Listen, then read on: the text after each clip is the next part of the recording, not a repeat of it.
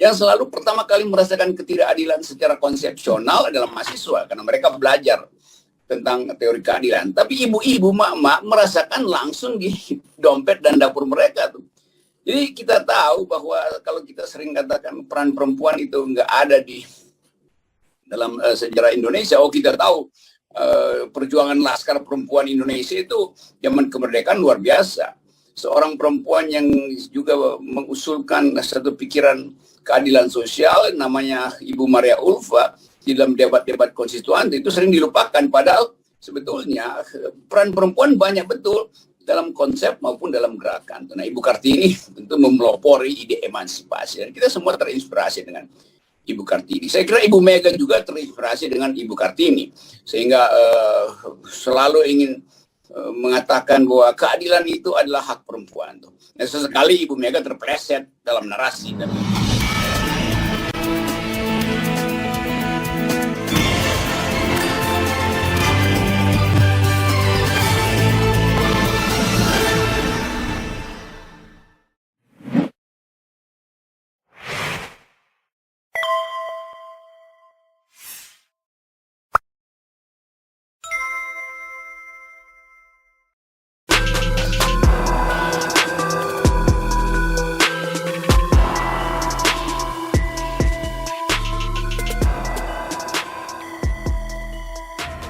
Aksi Mahasiswa Indonesia (AMI), Badan Eksekutif Mahasiswa Universitas Indonesia (BEM UI), membawa 7 tuntutan kepada Presiden Jokowi dalam demonstrasi yang digelar di depan Istana Merdeka, Kamis 21 April 2022.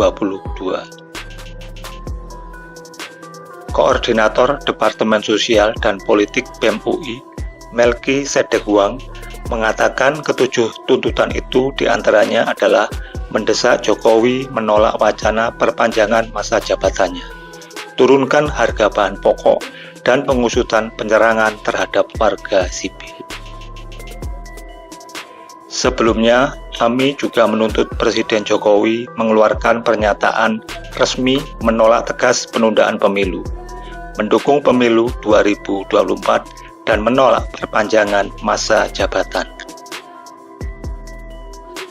Jokowi sebelumnya sudah menyatakan meminta para anak buahnya untuk berhenti menyuarakan soal penundaan pemilu, namun tak pernah secara tegas menyatakan menolak wacana perpanjangan masa jabatan presiden. Tuntutan tersebut tak jauh berbeda dari apa yang mahasiswa suarakan pada demo 11 April yang lalu. Selain soal pemilu, mahasiswa juga mengajukan tuntutan seperti menunda pemindahan ibu kota negara, IKN Nusantara.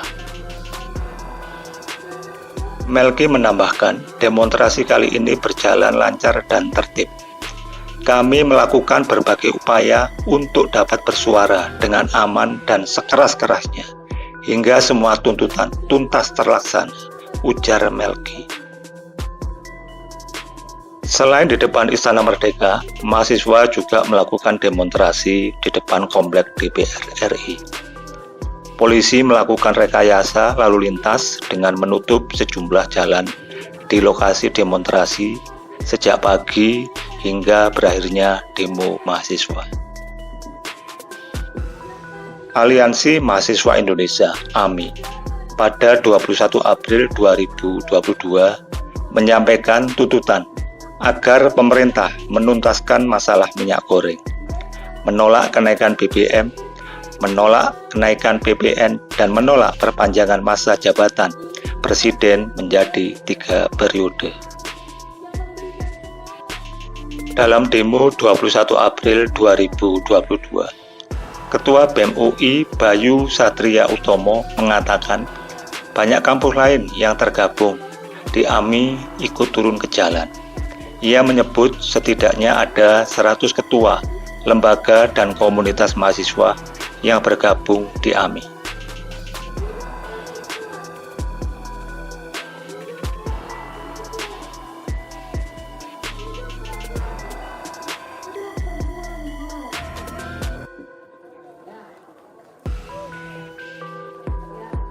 Terkait penundaan pemilu ini, kami melihat juga bisa jadi ke depannya ada pergantian aktor politik yang menggulirkan wacana ini. Kita melihat bahwa kemarin aktor-aktor politik yang dimainkan dalam pengguliran wacana ini adalah pertama ketua-ketua partai, lalu yang kedua beberapa menteri atau pembantu presiden gitu. Nah, ini masih banyak aktor-aktor politik lainnya yang kemungkinan karena wacana ini masih terus digulirkan menjadi wacana yang masih menarik bagi mereka gitu. Misalnya saja anggota DPR, atau mungkin aktor lainnya misalnya adalah KPU yang mungkin saja bisa dibuat tidak siap gitu, karena banyak sekali mekanisme di KPU yang kemungkinan pun akan menjadi satu hambatan jika pemilu akan dilaksanakan di 2024. Jadi itu kami melihat dan kami ingin terus mengawal terkait dengan wacana penundaan pemilu dan perpanjangan masa jabatan presiden, karena ini wacana yang secara tegas mengkhianati konstitusi. Menanggapi hal ini, pengamat politik Rocky Gerung menilai bahwa demo seperti ini akan sering dilakukan mahasiswa, emak-emak, tukang ojek, dan orang-orang yang terkena imbas atas kebijakan pemerintah sudah tidak melihat adanya harapan di Indonesia. Betul, ada paradigma baru sekarang, yaitu kesadaran bahwa politik itu dimulai dari dapur. Dan dapur itu secara konvensional identik dengan perempuan tuh. Tapi sebetulnya istilah perempuan juga bisa dipakai secara generik untuk menyebut semua kelompok yang mengalami marginalisasi.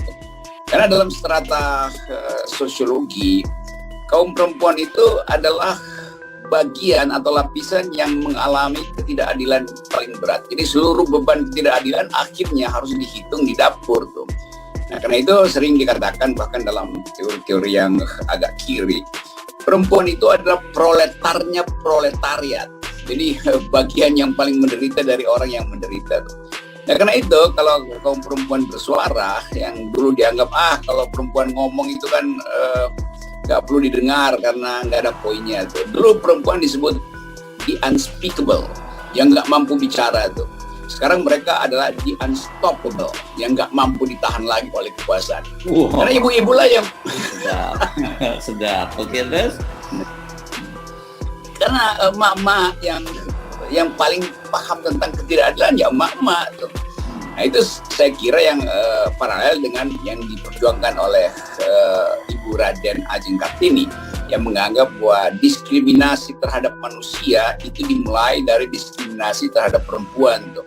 Lalu dia menulis surat menyurat yang kemudian diterbitkan, dan semua kita tahu apa yang disebut sebagai dari gelap terbitlah, habis gelap terbitlah terang. Jadi mak-mak sekarang juga menganggap bahwa kita harus mengambil cahaya dari Raden Ajeng Kartini untuk menerangi lorong-lorong dan gorong-gorong kekuasaan yang dikuasai oleh mereka yang memiskinkan rakyat. Itu. Ketakutan masyarakat ini sangat beralasan karena tidak ada cahaya di masa depan. Ucap Rocky dikutip dari kanal YouTube Rocky Gerung Official. Rocky juga menilai skala prioritas dari pemerintah saat ini kurang tepat. Mengingat hal-hal yang sering terlontar adalah perihal pembangunan ibu kota baru. Jalan-jalan tol akan diperbanyak lagi dan kereta cepat. Sementara hutang negara semakin banyak dan yang terjadi di masyarakat adalah keluhan soal harga-harga kebutuhan yang semakin tinggi. Harga minyak goreng yang tidak kunjung turun, yang menurut Rocky harganya sudah di luar akal sehat. Rocky berpendapat bahwa demo 21 April yang juga bertepatan dengan Hari Kartini adalah momentum yang sangat tepat. Ia mengingatkan bahwa Ibu Kartini yang memberi landasan kesetaraan. Jadi menurut Rocky, cahaya Ibu Kartini yang akan melindungi gerakan mahasiswa pada demo 21 April 2022. Itu sangat kontekstual, mengingat Ibu Kartini memperjuangkan kesetaraan dan hak-hak perempuan. Minyak goreng adalah hak paling dasar di dapur. Mahasiswa memperjuangkan itu, kata Rocky Gerung. 21 April kita sambut habis gelap terbitlah terang. Jadi kita dorong terus supaya demo menghasilkan terang pada Indonesia, ujarnya melanjutkan. Rocky Gerung juga menyinggung peringatan yang disampaikan mantan Wakil Presiden Yusuf Kala kepada pemerintahan saat ini perihal hutang yang semakin banyak. Ia menilai Yusuf Kala mengerti kegelapan bangsa ini, karena Yusuf Kala pernah berada di dalam pemerintahan dan tahu apa yang sedang bangsa ini alami. Pada era Jokowi adalah era yang gelap. Generasi muda akan menanggung hutang negara, dan janji kampanye tidak ada yang terrealisasikan, ucapnya.